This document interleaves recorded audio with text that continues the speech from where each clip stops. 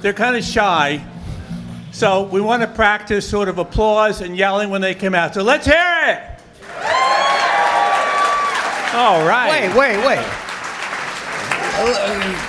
Okay, that's fine. Another piece of the puzzle is that they think they're funny and they're not.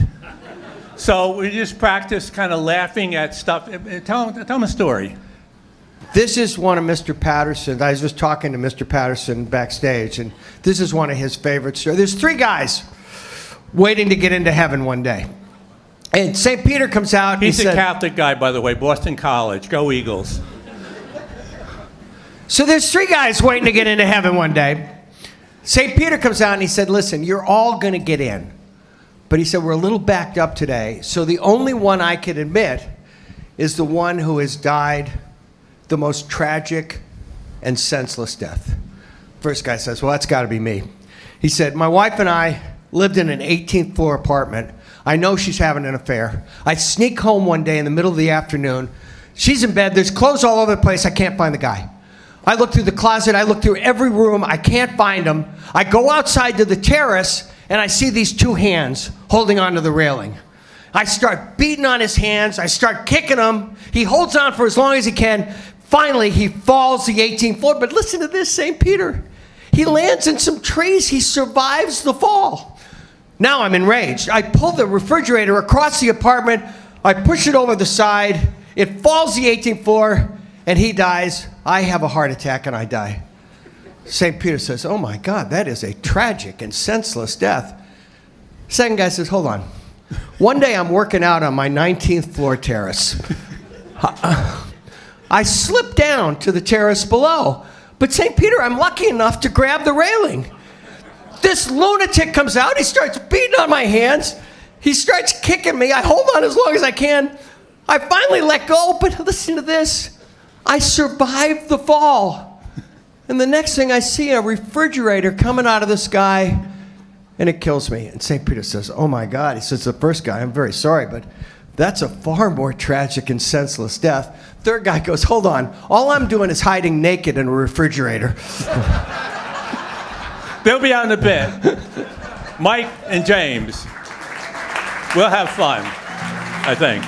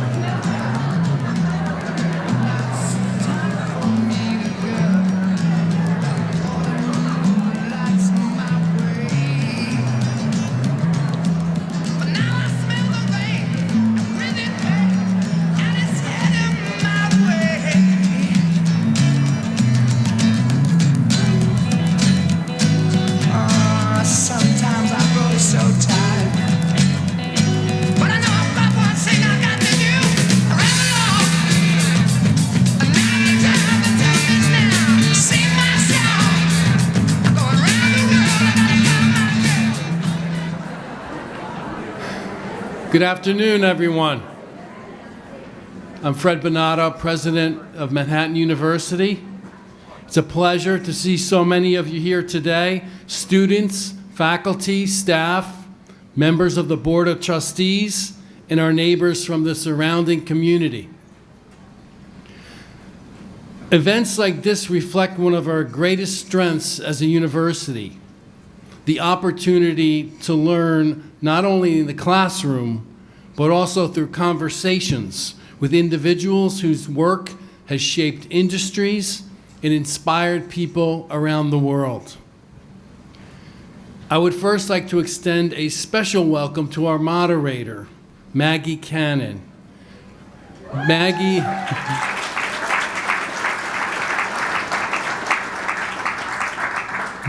is a publicist at Little Brown who leads publicity campaigns for James Patterson's books and philanthropic initiatives.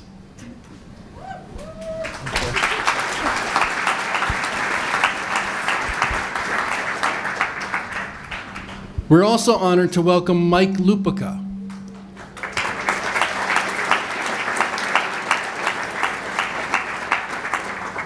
An award-winning sports journalist and best-selling author. Throughout his remarkable career, Mike has inspired readers through both journalism and fiction.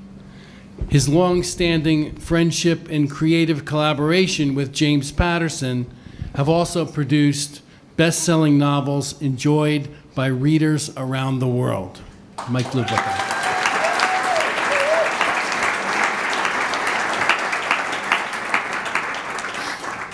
Finally, it is my distinct honor to welcome home one of Manhattan University's most accomplished alumni, James Patterson, class of 1969.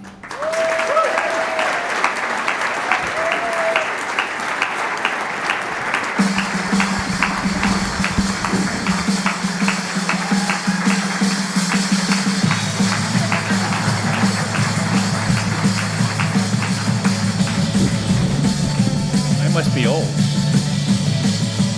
Jim, your extraordinary career has made you the world's best-selling author. But what makes us especially proud is the deep connection you have maintained with this university. Through your generosity and unwavering belief in the power of education, you've created opportunities that have transformed the lives of countless Manhattan students. The James Patterson Honors Program stands as a testament to your commitment to developing the next generation of thoughtful and effective thinkers, writers, and speakers. Jim, welcome back. Thanks.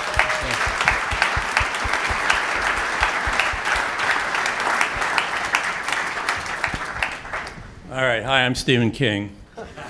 You know, I'm going to just talk for a couple of minutes, but the thing of it is this is not how you do it, okay?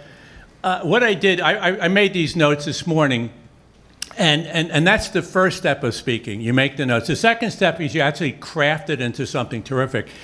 I know what I want to communicate, but I didn't have the time to really craft this.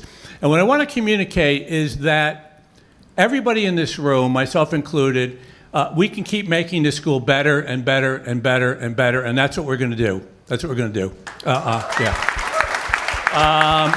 In terms of the honors program, I want to thank President Bonato, Bridget Chalk, who's been involved in all these things, and especially Michelle Sorrentino, she's the soul of it. She's been the greatest, the best, tireless, a bit of a pain in the butt, but no, she's great. She's great. A quick story. I wrote a book with Viola Davis, a novel, which I think is I think for me it's the best book I've done, other than the ones with Mike, of course. And the thing with her, when we got together, she said, James, when I do my movies, she said, I've got my agent and my manager and the director and the screenwriter and the cinematographer, et cetera, and then all the other actors have their people. And she says it's chaotic and not the best environment, best creative. She said, but with the book, it was just two of us. And we had one mission, and she said she felt she had a safe space with me. And we had one mission, which is to keep making it better and better and better and better and better. And that's what we're trying to do with the honors program, a little bit. And enrollment is moving up, actually pretty dramatically, which is great. The transfer program is that not that we're taking credit for that, but that's all positive and good. This notion of disrupting stuff around campus is a great thing. We just did the lounge at Thomas Hall, which I think is fun. It's a little thing, but it's good. Whatever you call that program where you leave stuff for the, your coats that you don't want, that's kind of cool. And this year they'll be asking, what else could be helpful? What else can we do? What can what would be some cool things that we can accomplish, The Trailblazer series, I think, is really useful. And what we try to do there is have, people come in and explain what it's really like to be an attorney. What it's really like to be an accountant, what it's really like to be a teacher, et cetera. So that when you go out, you're understanding better than you did in terms of what those are all about. The courses that people in the honors program have to deal with, and hopefully we'll keep making those better and better. But what that's all about is, I mentioned this speech thing, okay? It's how to be a better speaker. As I said, I made the notes, and that's the first step. But what you really do, you want to craft that into something that's really engaging. We do have the speaker series, and then Mike and I are going to kick it off. We have Jodi Kantor coming in, New York Times. She's really, really good. She wrote a really important book about the Me Too movement, and they made a really good movie out of it. We have Vicki Ward coming in later in the year. Vicki and I we just finished a book about Luigi Mangione, and it's a mind blower. You read a lot of these books and you don't ultimately know what motivated. You're going to know what motivated Luigi with this thing. You're going to understand him. There's a villain, which is United Healthcare, in this book, which is interesting. And then coming soon to your favorite university, we're going to try to do something special with the engineering school this year, which we're working on, which I think could be really cool and helpful and useful. We may be able to do something with the business school. We'll see what happens. And then next year, some really big news, something that we're hopefully cooking up, which might be helpful. And what we'd like from all of you is you can help. How can you help? Well, one, we try to put people to work on campus. So if that's appropriate for you, we try to do a little bit of that. Spread the word. Spread the word. Spread the word. Things are happening here. This is really cool and exciting, and we're trying to do that with a lot of the high schools and whatever. So at your high school, let them know. Let them know this is a good place to be. When I've said this before, but when I went here, nobody in their right mind, being accepted in Manhattan, would ever go to Iona or Siena or, God forbid, Marist. No, I'm kidding, but I'm serious. And that's the way we want it to be, because it's a great school. The academics have always been terrific here, and we would just want to make sure that everybody is aware of that we're just getting better and better and better and better. So that's my little bit of unprepared speech, but it's the best I can do. Now, Mike and I and Maggie will talk about literature.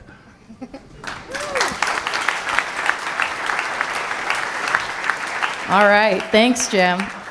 And thanks, Mike, for being here.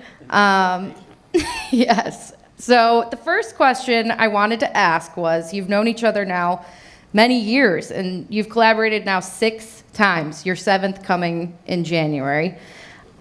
Can you tell us a little bit about how this, both friendship and collaboration, started and what makes it special? Well, Maggie, we met in a bar. We're not particularly proud of that.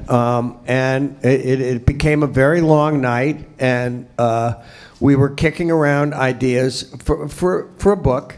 And at that stage in my life, you know this, I was thinking, Mike, how can you give back with a struggling young writer? And I said, how can you pay it forward a little bit? And I said, how about James Patterson? Because if you're going to hook up with somebody who sells more books than anybody else on the planet. So anyway, the night got very long, and the great Jimmy Breslin once said that the test of a good idea is whether or not it lasts through a hangover. And fortunately, through Mr. Patterson's hangover the next morning, he still wanted to work with me, and now here we are. Here we are. And I know this just from working with both of you, but No, you talk almost every day. Can you give us a little bit of what your writing process is like and how this works? I wouldn't call it a process, but No, process sounds really smarter than it really yeah, is. it's a little more. No, we do. We have a writer's room over the phone. You know, in Hollywood they have their writers' rooms, but Mike and I go back and forth, back and forth, back and forth, and usually we'll say, okay, well that's it, and then what will happen, Mike? One of us will call the other back about 20 minutes later and say, you know that thing we were talking about at the end of chapter 49? Instead of that, how about if we do that? And then we say, okay, but that's it for today. I'll talk to you tomorrow. And then there's usually 2 more phone calls after that. Which is in that area, once again, of making things better and better and better. There's something that it's been driving me in terms of my partnerships, and this is a partnership to some extent. We're going to throw out some ideas, but it's your school. It's not my school. I mean, I went here, but that doesn't make it my school. And we just want to keep making things better, and that's that's our goal. That's our goal with the school, and that's with our books. And but the language that I came across, but I think it's more relevant for you than it is for me. My time here is short. What can I do most beautifully? And I think that's a great thing for you all to think about in terms of what you're going to do, what you're going to do as you get older, what you're going to do right now. What can I do most beautifully? Because it's a motivator, and it also it clarifies things for you. It leads you in certain directions. And I know sometimes you think that's hard, but I don't know. What can you do most beautifully? What are you really good at? What do you love doing? And sometimes, you know, that the thing that you love the most might wind up being a hobby, but what can I do most beautifully? I think it's really useful. We both come from towns in upstate New York. He comes from Newburgh. I grew up in Oneida, New York, which we thought of Newburgh as the big city. We thought Oneida was in Canada. And neither one of us can believe that we actually get to do this for a living, that we tell stories that people want to read. And we're the same in this way. We both write every single day. And Jim always says we don't work at writing, we play at writing. And we approach it with that attitude every single day. And Jim's right. We don't, there's not a page in our books that is going to go into print if we don't think it's the best we had that day. And once again, I think neither one of us, we're not like full of ourselves, which I think we shouldn't be, and we aren't. But we get to meet famous people. One of the things about Mike is you can't name an athlete. You name anybody, Minnie Minosa, he'll say, let me tell you my favorite Minnie Minosa story, meaning he has 10 of them. And you know, he's got every athlete in the world, a lot of famous writers that he's gotten to meet. And you know, with me last week, and this is so cool, a kid from Newburgh, New York, I went to President Clinton's 80th birthday party, okay? There was only 7 people there. And he invited Sue and I think it was because of Sue, but so what? You know, Bill. No, just kidding. No. Oh, wow. They went right. Did you hear that? Yeah, I know. You guys went right there. But you know what? But that's one of the things with us, and with Hillary as well. In fact, Hillary said her favorite, she loves the James Smith books, loves them. She's read all, but she read them in reverse order, which is so bizarre. Oh. She started with the 3rd one, and now she's reading the 1st one. Weird. She said that? What else you got, Maggie? Well, going off of that, you both have written really strong female characters. Might I add this Gracie Bronte, who is the main character in the book coming out in January called Bulldog. Can you know, she might be my favorite yet. Can you describe, you know, what it's like creating these strong female characters? I'll let Mike handle it, but we both have married above our stations. Yeah. If Jim and I do not write very strong, entertaining, funny, smart female characters, our lives at home become extremely difficult. No, extremely difficult. Our wives read the stuff before it goes to our editor to the stars, Denise Roy, and here's the thing, and Jim knows this, and it's such a good line that Jim has occasionally borrowed it. I have taken this line, yeah. I've always said that if my wife Taylor ever leaves me, I'm going with her. I just tell her, just give me time to pack a little bag. Your new guy, he'll love talking about sports with me. I know a lot of people. I have a lot of good stories. And Taylor would just look at me and says, that's one of the most pathetic things I've ever heard in my life. Yeah. The thing about Sue is, the line I have with Sue is, what's Sue's is Sue's, and what's mine is Sue's.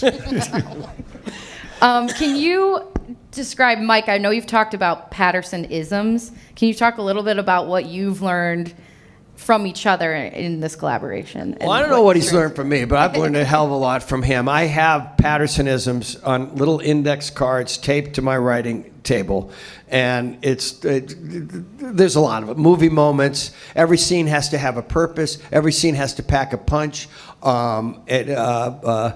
Sometimes it's as simple as Top Gun, because if we're writing something that requires action, and and at the end of the day, he is the sworn enemy of backstory.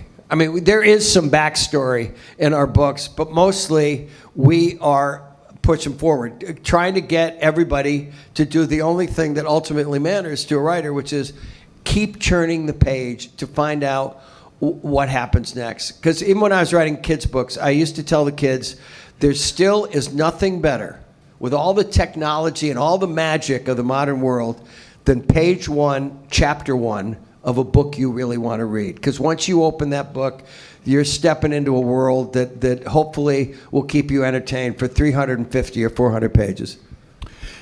And I know a lot of people now are having trouble getting into books, but you are missing something. you are missing something. I'm doing a book now, it's coming out next week with Mr. Beast. Believe it or not. Oh my God. How is that? Just compare it to, working with me, Jim. He's taller and younger. It's an interesting thing. The thing with that group is everything is seat of the pants, which is, there's kind of no plans, and you just kind of and you just have to, okay, fine, that's the way we're going to do it. But it has been a fascinating, continues to be. But his mission and my mission also is that any younger person who reads the book will say, I didn't like books, but this is a really cool book. I wrote a series called Maximum Ride, and the same thing happened there. And whenever I go to universities, I will hear people go, that was the book that got me reading, Maximum Ride. And a lot of times that's all it takes. One book where you just go, with Jimmy, weirdly, it's, oh shit, sorry. The name of the book? Yeah, I'm The Most blanking on Dangerous it. Game. The Most Dangerous No, not the book. No, not a book together, but the one that turned him on was an Isaac. That doesn't matter.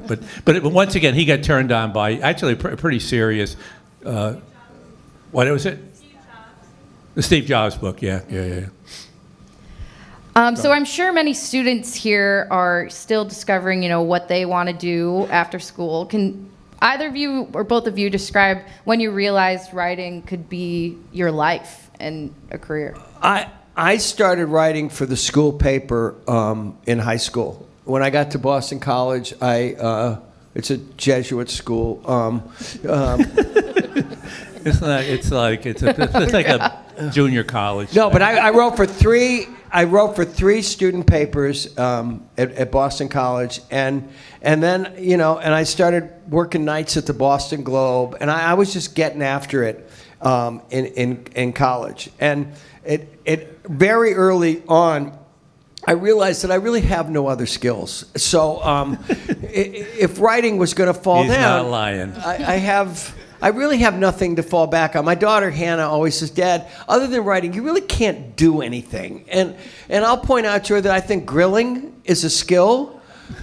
Being able to pack a car is a skill. I can clean her sneakers, and unfortunately, none of those are really marketable talents. So I never counted television. We were on television for about 8,000 years, but if I could be on a hit show, anybody can. But writing is all I ever wanted to do, and that, as I said before, that I get to tell my stories.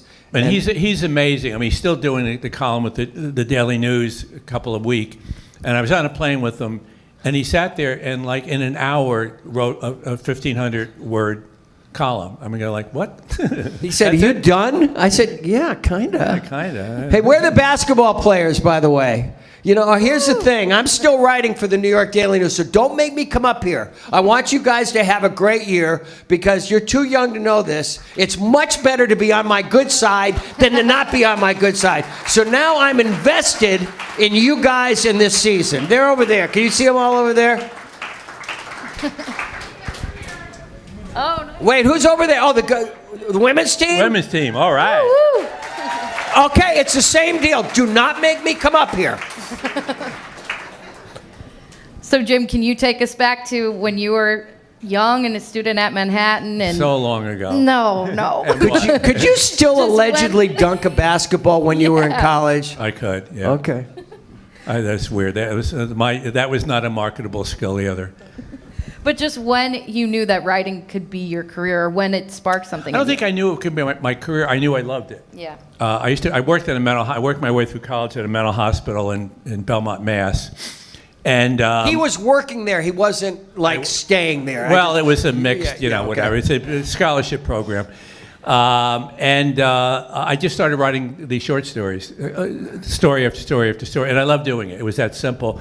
And then I went to Vanderbilt grad school, and I had a professor who, it was really weird because he was a really super conservative, and in those days I had long hair and whatever, it's a semi-hippie, but he loved my stuff, and he just said, you have the gift.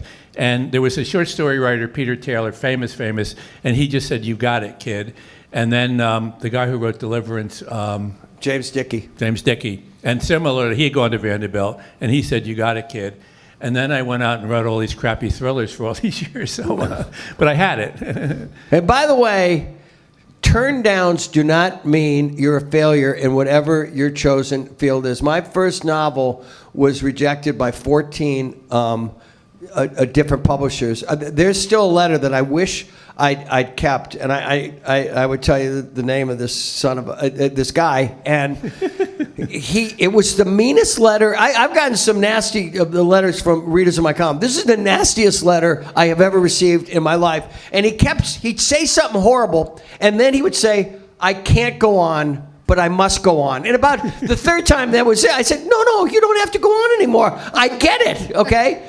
But that book was eventually published, and I was in the game. I had put some points on the board. So, don't let anybody tell you you can't. Yeah, my first novel, Thomas Behrman Number, was turned down by 31 publishers. It then won an Edgar as the best first mystery of the year. So go figure. Yeah. Yeah. All right. And Jim, you've never been afraid of, exploring all different types of genres, these huge collaborations. I should have been, but I haven't been. What is the key? Why were you always say yes? It's just more fun. It's more interesting. I have just finished, this is a killer, first Mr. Beast, and then next year, a romantasy. It's so good. It is actually. It turned out pretty good. I think partly because I read some of the Rebecca Yarros, and I said I like that, and I can do that. There's a couple of things I can't. I read on. I don't romance. I've written some love stories, but a romance that I'm not knocking it, but I couldn't do it. I can't write a book about a general. I really don't know how they think or talk. But there's certain things I just go like, I kind of would like to try that. So the romantasy is the latest. And I did a book with on Muhammad Ali when he was a kid in Louisville. And people thought he was not that bright, but he really was bright. He just had a learning disability. And I did it, and it's half poetry and half prose. Yeah, with Kwame Alexander, yeah. Because Kwame writes poetry, which was a cool way to do a book. And it was appropriate for Muhammad Ali to write half the book in poetry. By the way, two of the most gratifying, the things that we did that were unbelievably gratifying is writing books for young readers. The Maximum Ride book and I wrote a bunch of novels about kids in sports. Back when I started writing them, my wife said to me, are you going to be happy writing more books like this? And I said, yeah, I think I am. And she said, good, honey, because you writing from inside the mind of a 12-year-old seems like pretty much a perfect fit, as far as I can tell. Yeah. Mike didn't mention in the bar when we first met, a woman came up, and I assume it was one of my fans, and she said, "Mike, you're my favorite writer." Yeah, She didn't know who I was. It was Yeah, and I said, could I possibly buy you a car? Not a drink, just a car. I would love for you to tell the story. This is just an example of when you come up with ideas, and when we were on tour together in the stop in Spring Lake, God. and how Oh, Lord. We're in southern Jersey. oh yeah. I mean, for this book, for We're on, Yes. we're on southern Jersey. We're in southern Jersey, and On tour. We're on tour, and it's raining sideways, and it's cold, and Sue Patterson is with us, and we decide to go for a walk. We're going to walk down by the water and come back despite the conditions. Well, my writing partner made it about 200 yards before, let's do it. I can't. No, I can't. So he goes back to I don't talk like that. So anyway, he goes back. He goes back to the inn. Little hotel, yeah. Yeah, a little hotel where we're staying. Sue and I soldier on. We come back. He's got 6 handwritten pages. Well, I passed a guy. There was this guy riding a bicycle into the rain, older fellow, into the rain, and I just looked at him and I said, "That's a book," and I went in and wrote a 6-page outline. I said, some people, we just go out for a walk in the morning. I come back from my walk, and I already know what our next novel is going to be, and it's called Bulldog, and that bike will probably be on the cover. Do we have it? And that bike is? Yeah, there it is. Somewhere. It's right there. Yeah. It's there. It's right next Oh, to you. yes, There it yes. is. That bike. There's the bike on the cover. That bike from those 6 pages that day in the rain, and that is what it's like working with this man. Yes. I would say you both are, of course, very successful professionally, but also personally. You both have wonderful wives and families. How do you balance, your professional, personal life, and how important that is to you? We don't balance. We get balanced. My thing with Sue, in reality, Mike said about if she leaves, which is true. But for Sue, my thing is every once in a while there are a couple hours where I can't stand her, but there's never a day goes by I'm not in love with her. And that's my relationship with Sue. Jim says that I have met a few people in my career in sports, and Bill Parcells is a very good friend of mine. And the first time he met Taylor was not long after Taylor and I had gotten married. And we went to dinner in South Florida, and we had a really nice time. It was a really nice time. The next day he calls up, and he doesn't say hello. All he says is the following: "You over-married," and hung up the phone. and so Taylor has, his line has always been, if there's an easy pass getting into heaven, he said, Taylor, she's going straight through. Yeah.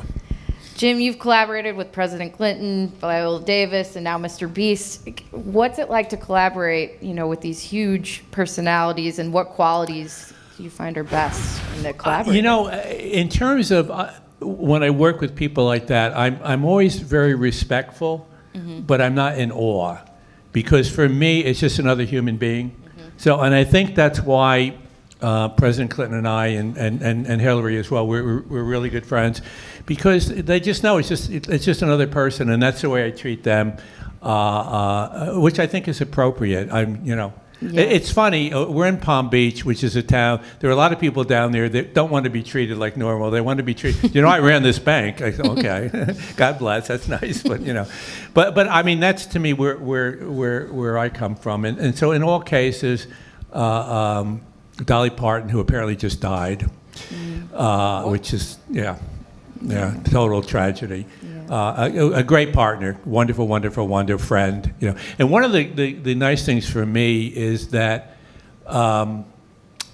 it's the friendships with these various people, Viola, et cetera, which makes the whole thing very special for me. And this is a topic I know you don't love talking about, but Hollywood. Can you describe a little bit about what it's like to take your books to Hollywood? Can I tell the one story? Can I use the line about Jane Smith here? It's okay, right? Sure. We wrote 3 novels about a New York defense attorney named Jane Smith, and it was 12 Months to Live and Hard to Kill, and finally The Hamptons Lawyer, and it's a great character.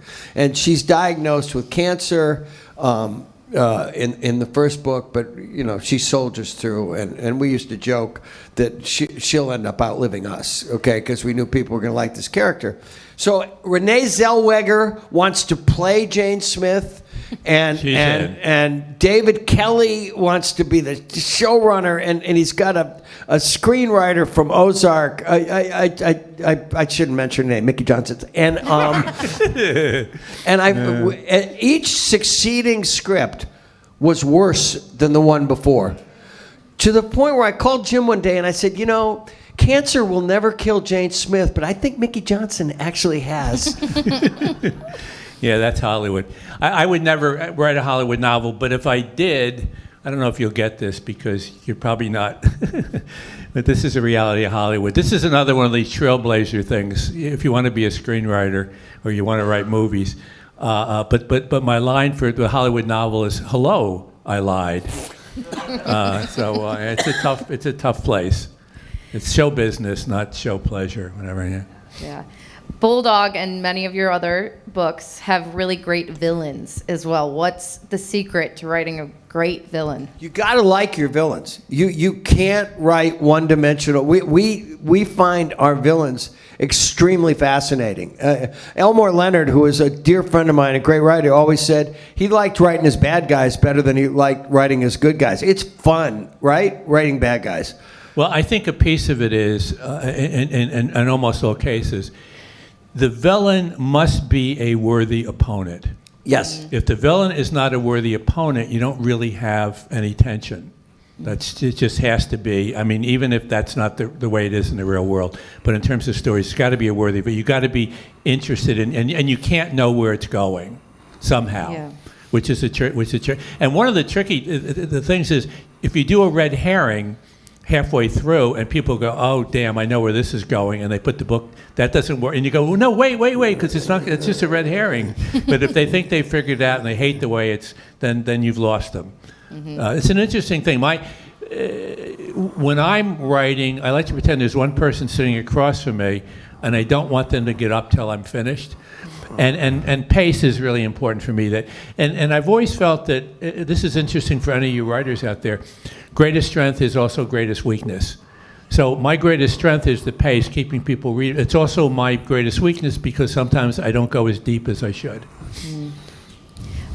Mike, as a Hall of Fame sports writer and columnist, how has that type of writing supported you in writing books and long form and? Well, Jim's heard me talk about this before, and so have you, Maggie. Writing a newspaper column is actually great training because they're like short stories. Whether they're 1,000 words or 1,500 words, they have to draw the reader in at the beginning. You have to know how to use dialogue. You have a beginning, a middle, and an end, and they really are like short. They're like short stories.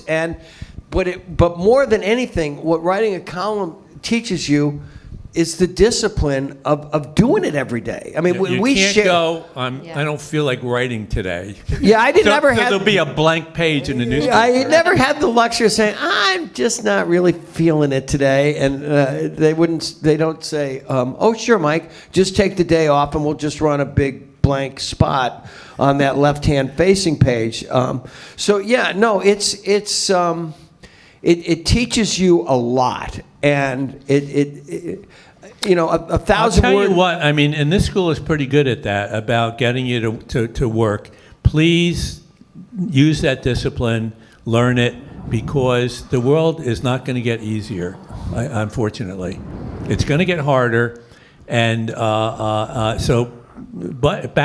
you will have an advantage over people from other schools that aren't following that, but you will learn it here. Work hard, some discipline.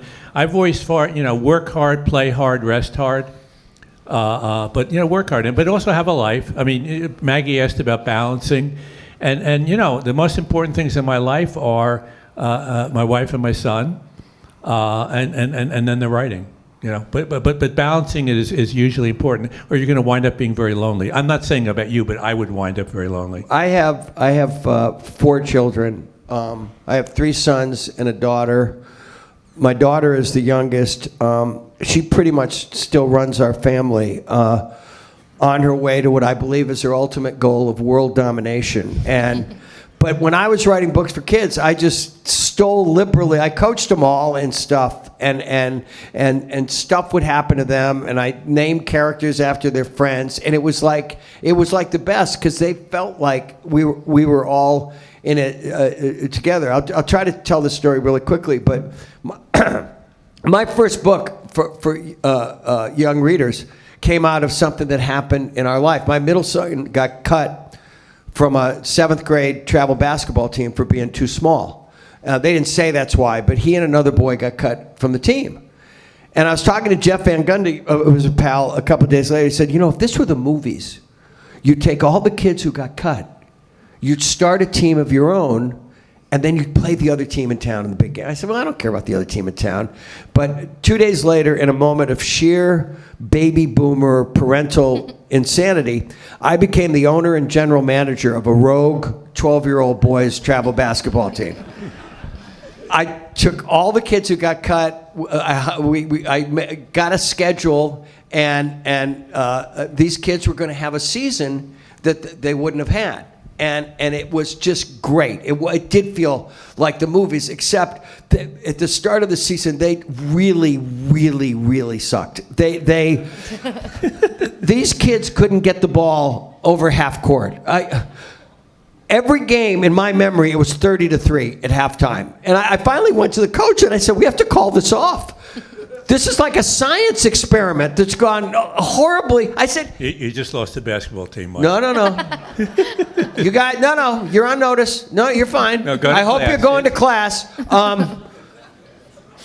Okay, so he said, no, they're getting better. I said, no. They're not getting better. They're getting worse. I said, there are 2 boys on this team that I no longer believe are right-handed. And they got better. I ended up writing a novel about it. The novel changed my life. It was called Travel Team, and it changed my life. And Jim knows this. There is nothing better now, even with the books we're writing, to have either a parent or a kid come up and say, I didn't really like reading until Maximum Ride, or I didn't really like reading, or a parent to say he or she didn't want to read until your books. That's like the coolest thing you can ever hear. Yeah. Jim, you do so much to get kids reading. Can you talk a little bit about some of the programs you've, the University of Florida program? No. Well, just in terms of the aim for it, we have a program with the University of Florida, and the percentage of kids reading at grade level is like 44%. It's actually gotten worse. And they have a program that will get, it's not my program, it's their program, will get it up into the low 80s. And so I've been working with them for a while. The program is in about a third of Florida.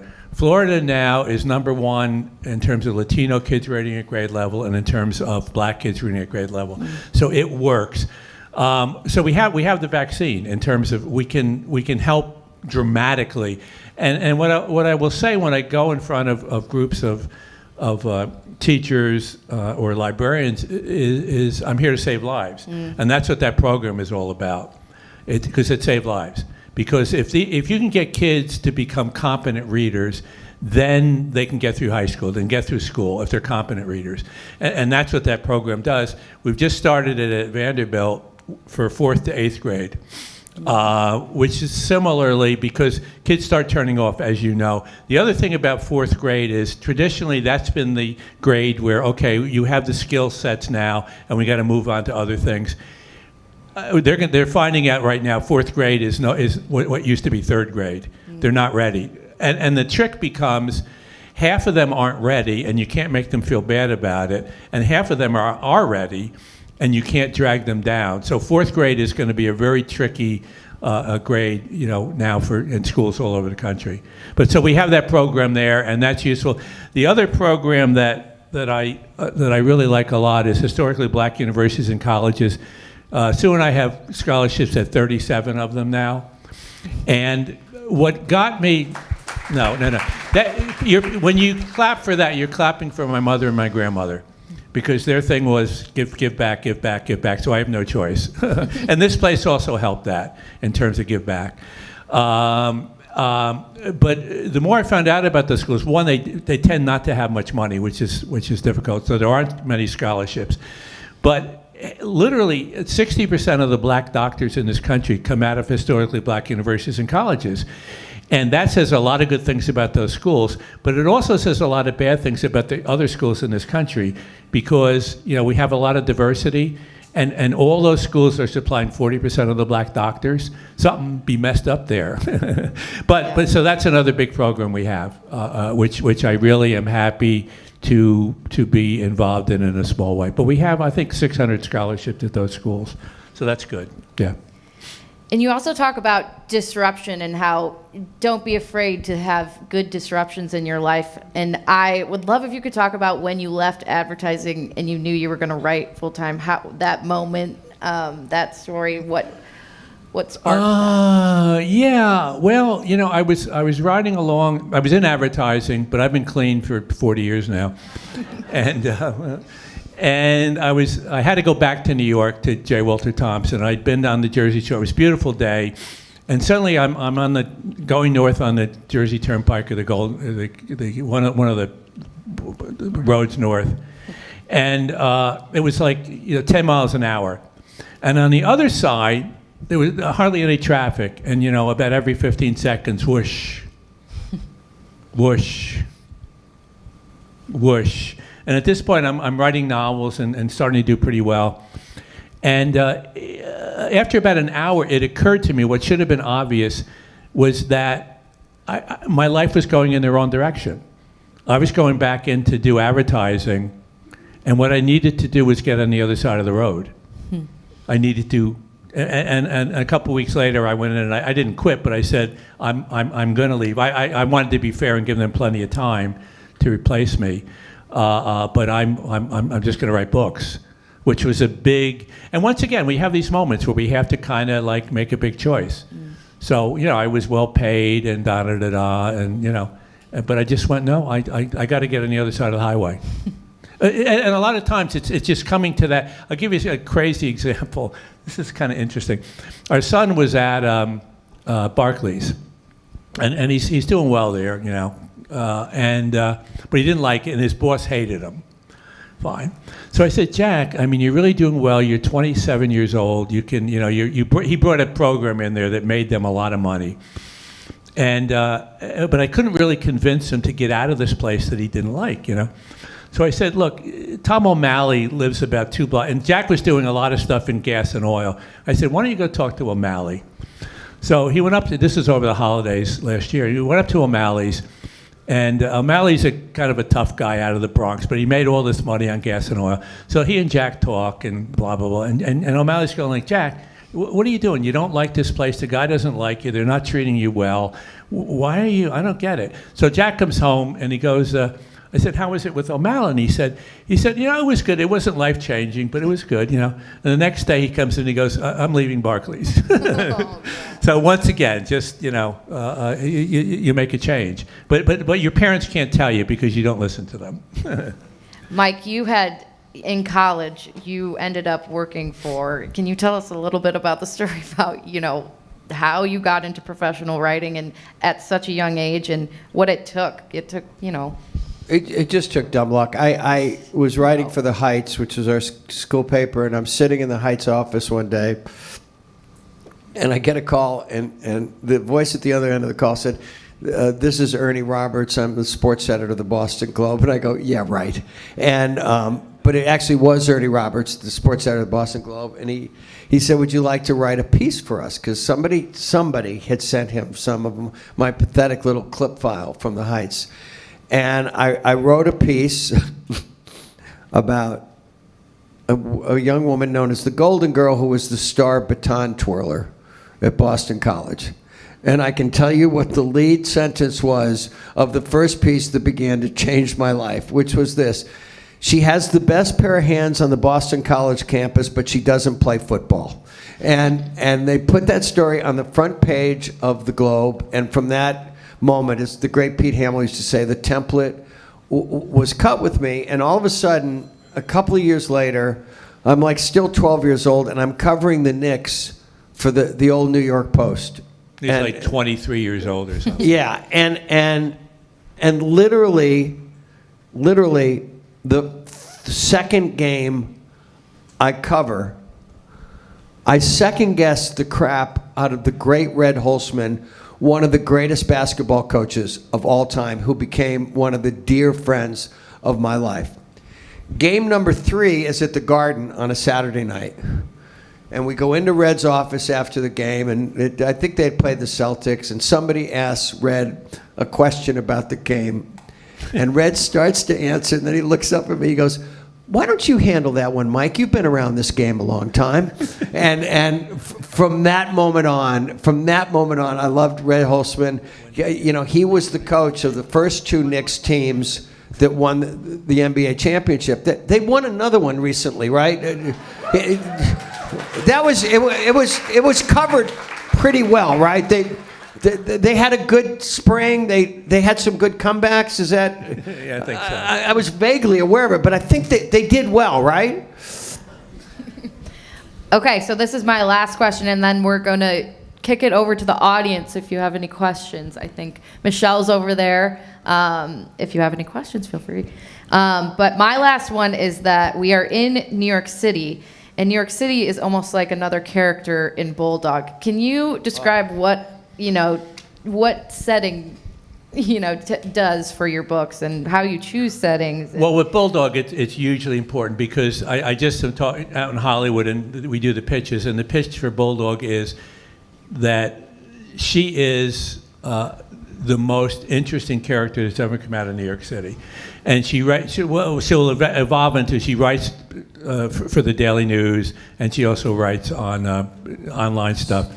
And she's just very funny about whether it's rats in New York or those e-bikes. Oh my God, e-bikes, et cetera, like that. And she's and the main male character is a cop / chef who is a great chef at a Rayo's-like restaurant. Now you're mixing up the 2 books, Mike. Oh no, that's Seven Family, isn't it? Yeah, it's 7 Family. Oh no, it's a New York City cop. I can't keep them straight. I'm like a mouse on a treadmill. Can't fool me. So you are reading what we do, because sometimes I can't tell. No, there's you can an see what it's like working with them now. And now not that book, Mike. We've got a Michael Walsh, ex-New York City cop, in this book. And every time there would be some technical police question, rather than go to AI or Google, I would call a Manhattan grad you may have heard of named Raymond Kelly. And the great Raymond Kelly, the greatest police commissioner in the history, who's become a friend of mine. And it has reached the point, I told Jim, if he sees my name come up on his caller ID, he greets me by saying, "Okay, what do you want to know today?" And I'll say, "Okay, Commish, here's the setup," and it's always great. And I said, "Thank you very much. I'll check in again when I need you again." Yeah. Perfect. Okay, I think we're ready for some audience questions. If you have... The Q&A, the dreaded Q&A. Don't be afraid. You're going to get a grade thing on this, but so what? Okay, hey. So our question is that do you think there's something that separates people who are talented from people who actually become successful? Does what separate? If you have something. How much does talent have to do with success, I guess? Yes. Yeah, a lot. A lot. But I'll tell you what, though. There are a lot of really talented people that don't become successful. Really a lot. There's so many good writers. There's so many good actors. There's certain fields. And, but I think for the most part, mostly, it's hard to get a lot of success if you don't have some talent in that field. But I do think there are a lot of people who are really talented who are, and then you get into, okay, what's your definition of success? You could be an actor who never really, nobody knows you, but you're making a living and you love it, and that's success, or that can be success. What do you want to do? Be happy. There you go. That is an extremely lofty goal, and I hope you achieve it 100 times over. Questions, you don't have to go up to that mic. You can just raise your hand and we'll work it that way. Yeah, back there. Yep. Everyone's watching women's sport. I know that Sue was a Division I University of Wisconsin Badgers swimmer and some athlete. One of your seminal articles was about Serena Williams, the women's sisters coming out of Compton, and LeBron James from Ohio. I want you to briefly talk about the explosion in women's athletics. The greatest thing that has happened in women's sport, in maybe in my lifetime, is Caitlin Clark. She has brought more attention to what was already a great sport. She didn't make the sport greater, but she put a spotlight on it. Because I got involved, really passionate about women's college basketball, watching UConn against Tennessee back in the days, where Gino's teams against Pat Summitt's teams, okay? But what this young woman has done, this skinny young woman, I have a man cold, by the way, one of the most serious illnesses anybody can ever... Oh, yeah. Oh, you laugh. Okay. No.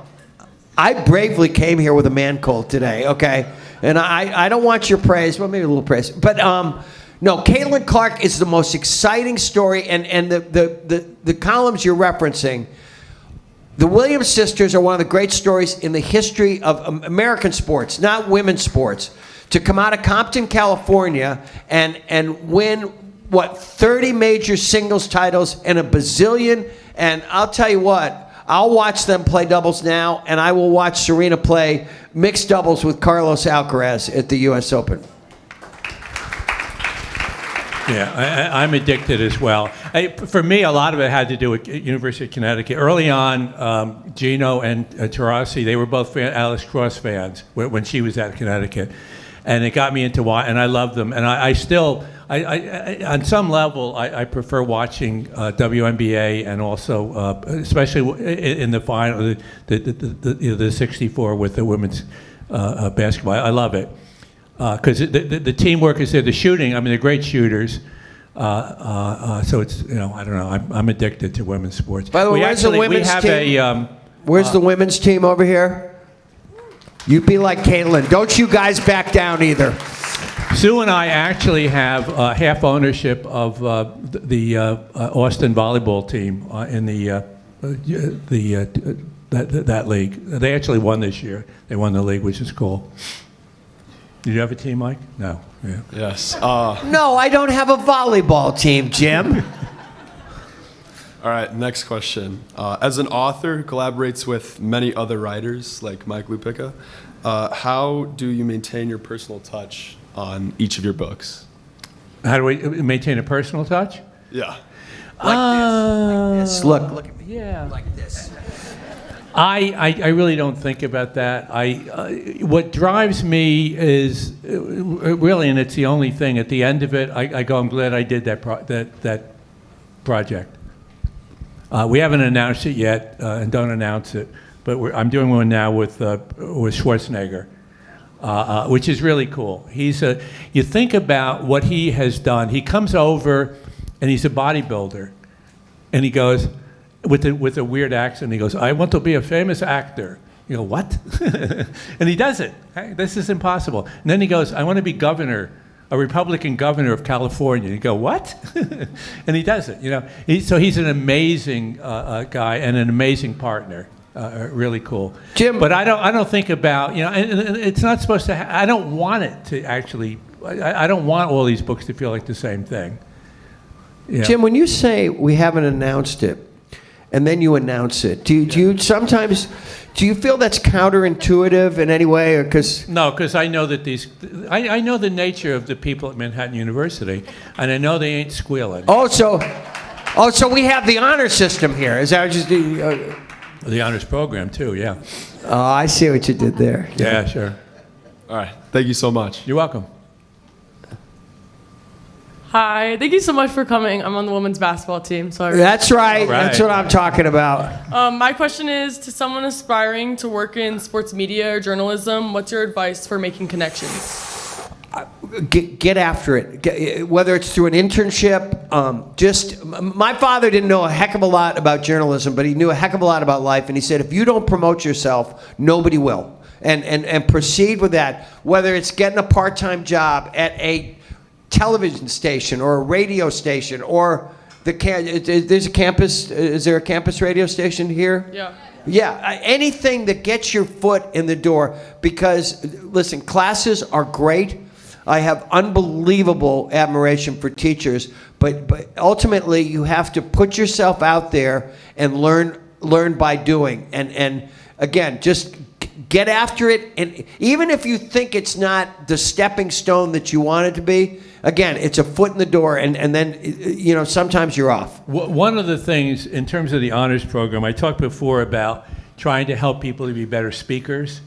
Which is hard because people get afraid. I don't want to talk in front of the class. No, you got to talk in front of the class. You got to do it. You just got to get up and talk in front of the class. That's the deal. To be better writers and to be more confident. Okay, that's a big, big, big deal. I came out of this place very shy. When I got into J. Walter Thompson, the guy that hired me said I was the shyest person he ever dealt with, but they hired me anyway. But so to build the confidence of people here, which is really, really, really important. Insofar as we can. So that's that thing. You just have to not be afraid, and not be afraid of turn downs. And that's hard. Yeah. Because we don't like that. No, thank you. Yeah. Hi, I'm Audrey. I'm Megan, and we're both seniors on the women's lacrosse team. We were wondering for both of you guys, are there any characters that you've written in your career that you've based on yourselves? Hell no. No. We write bestsellers, for God's sake. No. If I was basing one on myself, first of all, it would be fiction because I would have made myself 6'2". But I based characters on my kids in the books. My daughter actually, in an odd way, inspired our first novel together. My daughter was a show jumper with horses, which just scared the living crap out of me. I couldn't watch, but when we met to first talk about doing a book, Jim was fascinated with that world because women can compete against men. Guys or women in their 60s can compete against teenagers. And from that came our first collaboration, which was The Horsewoman. And I did write an autobiography, which was loosely based on my life. Yeah. It had a good catchy title, too. James Patterson by James Patterson, yeah. Thank you. Did you guys always plan to come up together, or was this something you decided while we were talking? Yeah, we plan to come up together. Good job. Really good job. Thank you.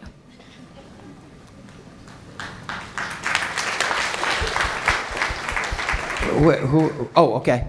Hello, I'm Rowan Leahy, junior here at Manhattan. And for the next question, how do you two, you guys have written great books together, how do you guys go through conflicting ideas and figuring out where to place, a certain part of a story together? Well, I'll just start and then tee Jim up on this. He is a bear for outlines. His outlines read like movies. I mean, scene by scene by scene by scene. And he really likes it when I veer off from those, And he says, wasn't that in the outline, Mike? And I say, oh, yeah, I forgot.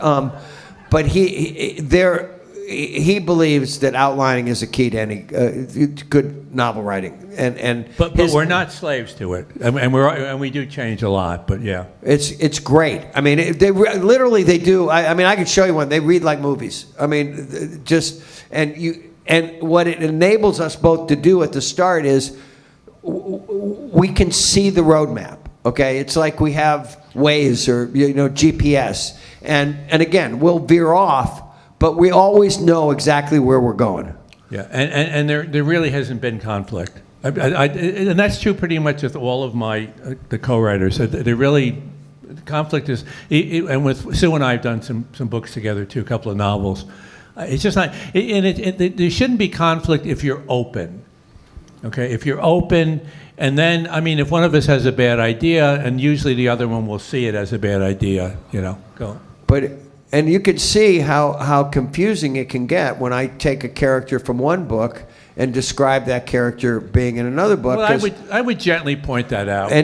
But there were times when I was still writing books for kids and also writing like murder mysteries that my wife would worry that a guy with a gun was going to burst into a girls' soccer game. And I said, I think I'm able to separate those two things. Yeah, we don't want to do that. Yeah.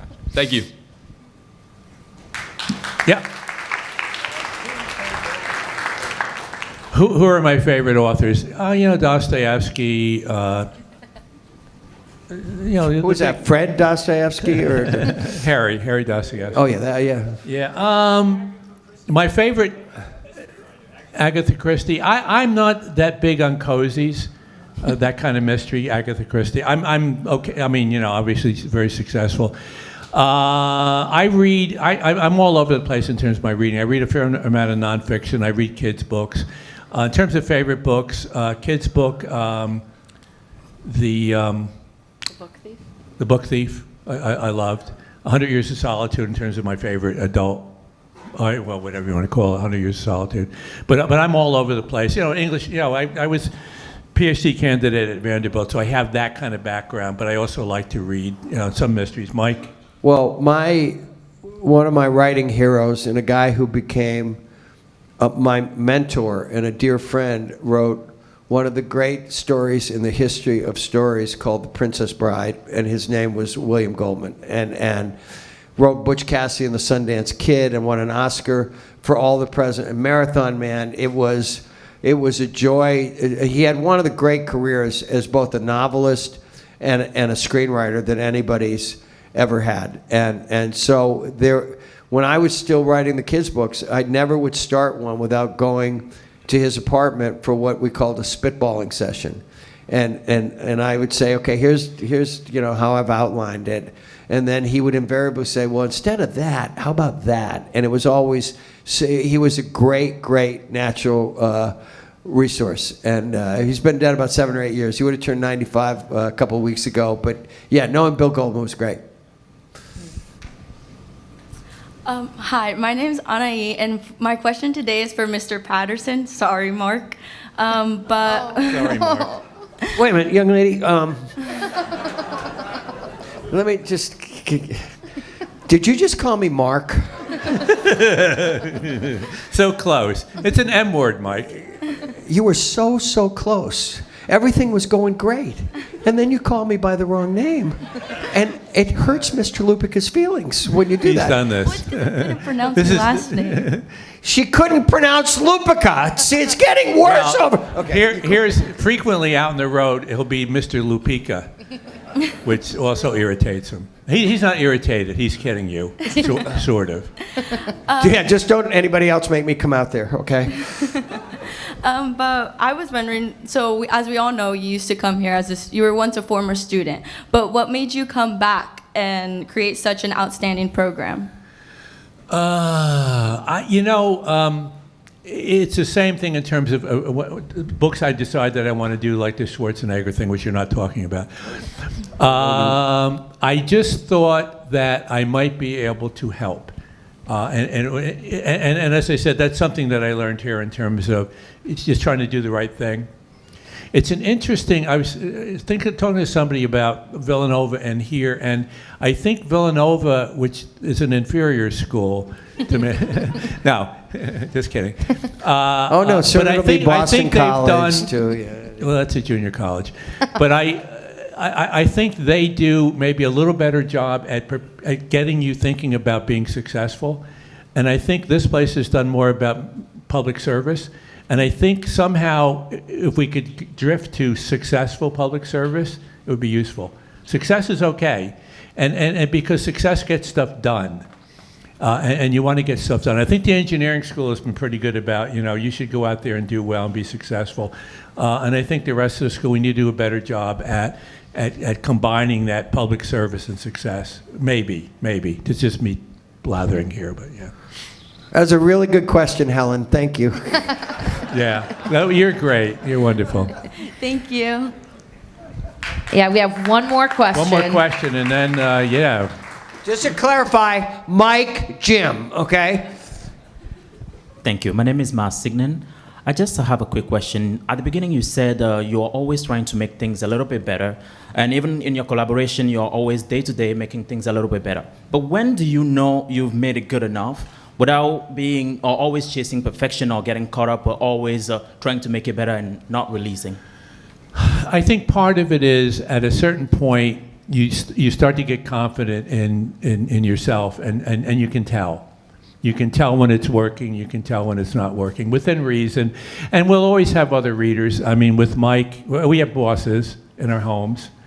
So Mike has Taylor who will read his stuff, and and I have Sue. And then eventually our editor, big editor. Denise Roy, editor to the Stars. But I think in general, you kind of know. When the third book I did with President Clinton, The First Gentleman, it wasn't working, and we both knew it. And we go, okay, how do we figure? We kept working to fix it. So I think you do, if you're being honest with yourself. And that's harder, when you start out. When I mentioned, winning an Edgar, and when I got up there to do my whole speech was, I guess I'm a writer now. You know what I mean? In other words, my confidence was that small that I get up there and I go, okay, I got a novel published, it just won an Edgar, so I guess I'm a writer. We did a book, this is a good way to end this, but we did a book called House of Wolves a few books ago. And we knew we were getting towards the end, and there was a scene that we had worked on, and I called Jim and I said, okay, now that this has happened, should we send her back to San Francisco? Should they? And Jim said, Mike, the book's over. And I said, I'm sorry, what? He goes, here's the next two things I want you to write. The end. And that was the end of the House of Wolves. Perfect. Thank you. Thank you so much. Thank you, Jim and Mike. And once again, just a little thing where I started with my unprepared speech, the notion of it, let's just keep helping to make this school better and better and better and better and better, and that will work. That will work. If we can get that in our heads and believe in it, and believe even more in the school. It's a very good school. How do we make it better? Yeah. On behalf of the James Patterson Program, we're so happy you came out this afternoon. We ask that you sit while our guests make an exit, but let's give them another round of applause. Thank you so much.